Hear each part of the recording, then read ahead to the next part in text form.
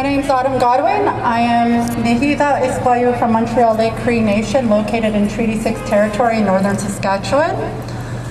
First, I just want to say that I'm a guest on these lands in Jajage, and I have taken a lot of time to really reflect on the lands that we live on. I'm here to speak today about my grandmother, my kukum, who went missing and murdered in 1970. She was believed to be pushed off a bridge, but there was no proper investigation. No police looked into her body. She was just another dead Indian, another squaw who no one gave a shit about. We think about change and progress. It hasn't changed. The government, the policies, everything that they talk about, it's pointless, it's words. That's all it is words. We have been Indians, we have been Native, we have been Aboriginal, now we're Indigenous. Learn our names, learn our culture, learn where we're from. I am Nihida from the Cree territory. We have so many different nations in this on Turtle Island, and yet we don't know the names, and yet we want to see change.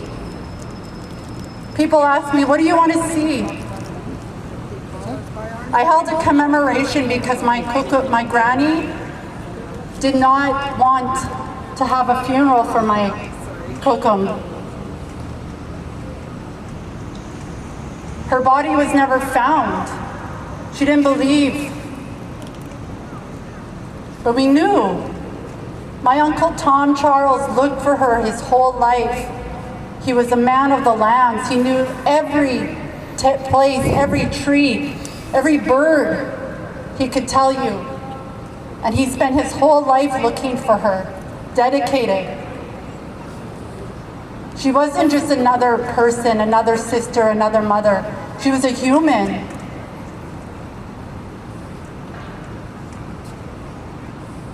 I don't know when the commemoration started, when I held it, Nakaset was a very big help. But it was really difficult because my mother went to residential school. As far as I know, my kukum went to residential school. And they were scared to practice our cultural teachings. They were scared to have ceremony. They were scared of our pipe because it was taught to them the Christian ways. My mother, when she got out of the residential school, she was 16, 17, she met my father. My father was a white man who abused her for 15 years. And because of the Indian Act, she was no longer an Indian. She had no place to go when he was beating her. She had no community. There was no resources. There was nothing for her. I lived my whole life under abuse and silence, too scared to talk, too scared to say anything. I started my advocacy 10 years ago because I knew it was wrong. And I wanted to be heard.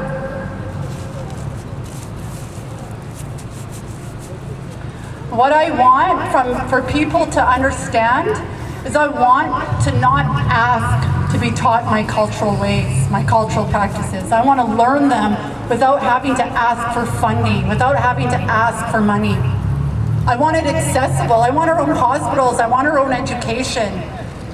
I want our language back. I want our ceremonies back. I don't want to ask. I'm going to take. Can I ask Omitin?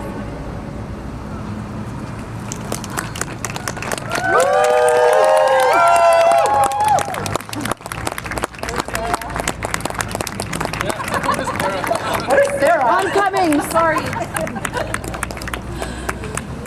Sorry, MMIWG. I was distracted because one of our community members was smudging a SPVM car, and it was just such a beautiful moment. So, yeah, that was cool, that was fun. Pour ceux qui ne savent pas, le smudge, surtout au sauge, c'est pour purifier, c'est pour promouvoir la guérison.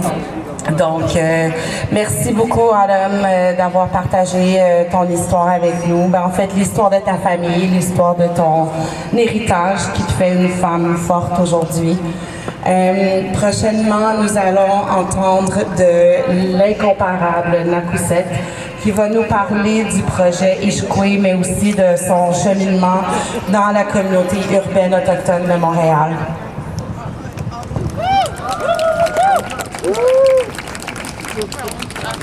Thank you. So, my name is Naguset. I'm Cree from Lac La Ronge, Saskatchewan, Treaty 6. This is my son, Kristen. I gave my children Cree names. His name means the wind. And I think it's important that he's here with me because he needs to see the work that is done. He needs to know that Indigenous women are currently 18% more likely to be racial profiled than any other nationality here in Montreal. He needs to learn how to respect women, because for Indigenous women, we were never respected. And if we look at the beginning when the government decided that they were going to start taking our lands and pushing us on to these reservations, the first people they called was the RCMP. They're the ones who forced us onto these small pieces of land and took everything. And then the next step was to send in the RCMP to take the children and bring them to residential school and to make sure that if the parents didn't give them up, that they were brought to jail. And my mother went to residential school, and Kisten's grandmother on his father's side went to residential school, so he's impacted on both sides. And the relationship between the government and Indigenous people is one, as we've seen, where we are put under the carpet. The abuses that we faced are ignored. Ellen was talking about the mass graves. This is something that they are culpable of and are pretending that it never happened. But the norm is to mistreat Indigenous people, mistreat Indigenous women, and it gives license to people like Robert Pickton, who clearly understood that we were not important, and we would be a good bet that if we went missing and murdered, the police wouldn't care. And that is our history. And this is difficult because in 2015 I signed an agreement with the SPVN saying that we were going to have a better working relationship. I know, I'm laughing. But I was like wearing rose-colored lenses and thinking this is going to be fabulous. One of the, there was a 4-part agreement. One of them was having a procedure on missing and murdered Indigenous women. And the thought is, if all the damage has been done by the police, and if women are not feeling safe to go and speak to the police, what is this policy going to look like? Like, I don't understand what this procedure is going to be. We had to rethink the procedure, and we worked with Quebec Native women and different community members and came up with an idea on how we could create this. And basically what we did was we were going to hire a coordinator who would work in between the community and the police, and that if anyone needed support, they wouldn't have to go to the police, they could go to the coordinator. The coordinator would help the family. And the police signed a separate procedure with us, which took about 2 years to implement, but anyway, and that way we could bring our issues forward and find women quicker and support the families. The thing is that when we brought this brand new idea to the SPVM, they were like, it's lovely, but we have no money. So it's like, all right, I'll be back. It took about 18 months to find the money. We ended up getting money from Justice Canada to have a coordinator for about 3 years. And then, then the whole inquiry started, and then when I asked if they were going to renew us, they're like, well, the inquiry is over. We're not sure if this is really a thing anymore. And I was like, okay, don't worry about it. I went elsewhere. I got private funding to ensure that the service still happens, and then they were like, oh, wait, we are going to give you the money. So I'm like, awesome, now I have two. I have two coordinators. One is research. When it comes to research, everyone thinks that missing and murdered is something happens like in, BC, that it doesn't happen here. But we've teamed up with Quebec Native women and the Université d'Ottawa, and we are going to have our own research, our own databases that we are going to be sharing with everyone. And this is what we have to do, unfortunately, is that we have to create our own solutions all the time, find our own monies, and support the women, because as many people have mentioned, where are our leaders? It was the elections yesterday. We have no parties here. The issue of missing and murdered Indigenous women is not important. But you are all showing that it is important, and we will continue to show up, and hopefully it'll put pressure on the government to apply the 231 calls to justice, or the Viens Commission recommendations, or the TRCs. Like, there's a really long list of things that need to be done, and it's community members and organizations that are going to push the government and keep reminding them that this has to be done. And then we have to give thanks to the private foundations that continue to support this, because if we didn't have these kinds of services, where would the women go? And if the police still have not acknowledged the report that came out 2 years ago about Indigenous women being the most likely group to be racial profiled, it's like it never happened. But we know it happened.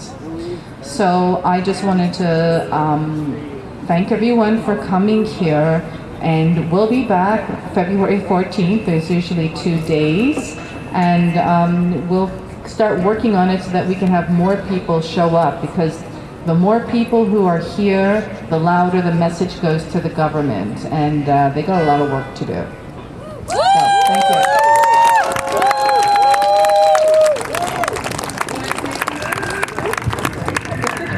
Okay, Nakopnik, Miigwech, Niawagoa. Normand, qu'est-ce qui se passe? Amigo! Ok, c'est bon. Donc, pour clore la soirée, nous allons inviter... Est-ce que vous avez apporté le drum? Non? Ok, est-ce qu'il y a du monde qui a apporté leur hand drums? Non? Ok. All right. So, on n'écoutera pas de drum, mais ben c'est ça là, à l'improviste. Je veux remercier tout le monde d'être là ce soir. Je l'ai dit plus tôt, c'est vraiment spécial que vous soyez là. Est-ce que vous voulez faire quelque chose a cappella? Ok.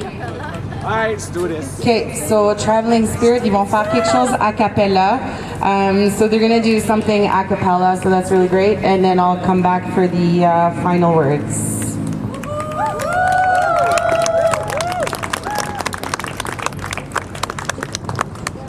Donnez-nous le beat, puis on peut taper des mains.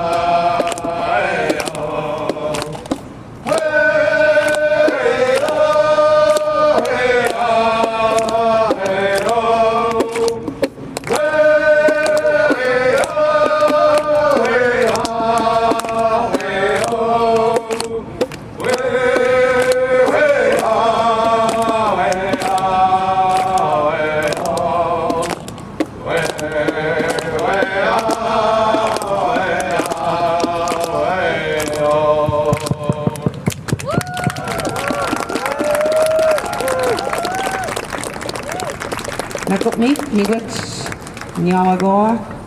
Merci, thank you. Masticho. Combien d'autres langues? How many more languages? Alors, ceci met fin à notre soirée. Merci vraiment beaucoup d'être là avec nous ce soir, mais ce n'est pas juste une journée.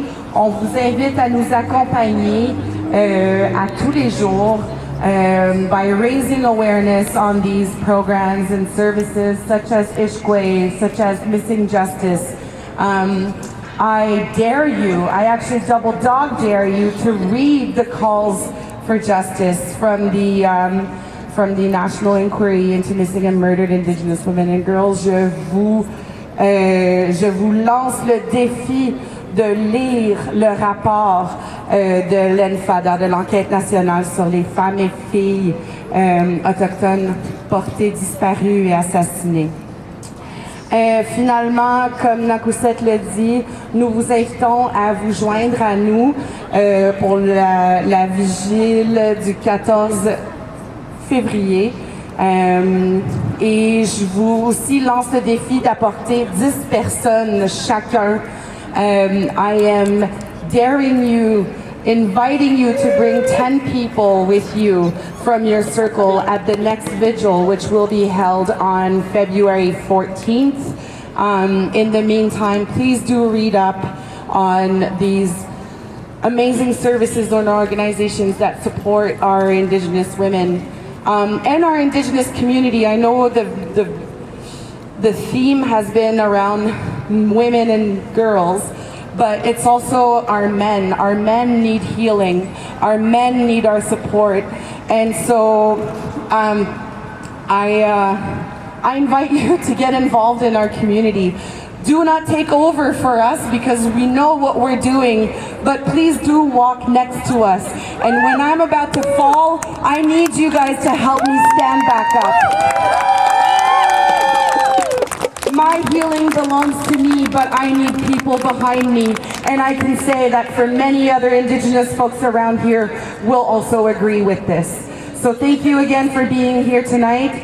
Là-dessus, bonne soirée, bon repos, bon rêve.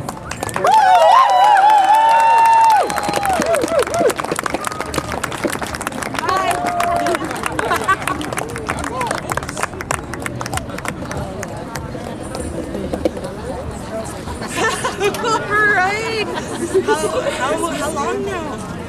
10 minutes.